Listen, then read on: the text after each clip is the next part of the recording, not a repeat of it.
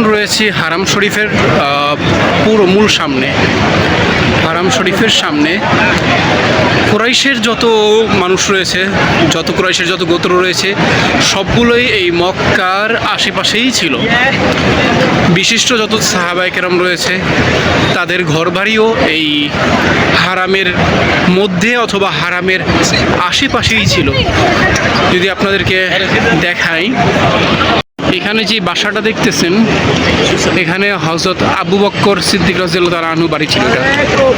এখানে হযরত আবু বকর সিদ্দিক রাদিয়াল্লাহু তাআলা আনহুর বাসা ছিল। এখান থেকেই তিনি হিজরত করে মদিনায় চলে যান। এখন এটা পুরোটাই একটা বিশাল 5 স্টার হোটেল। এই পাশেও হোটেল। এখানে হাজিদেরকে দেখানো হচ্ছে হযরত আবু বকর সিদ্দিক রাদিয়াল্লাহু তাআলা আনহুর বাড়িটা দেখানো হচ্ছে। এখানেই এখন উপরে চতুর্থ তলায় মসজিদ রয়েছে। চতুর্থ তলায় এখনও মসজিদ রয়েছে, যেখানে নিদর্শন হিসেবে রাখা হয়েছে যে এখানে হযরত আবু বকর সিদ্দিক রাদিয়াল্লাহু তাআলা আনহুর বাড়ি ছিল। এখানে একটা মসজিদ করে রাখা হয়েছে।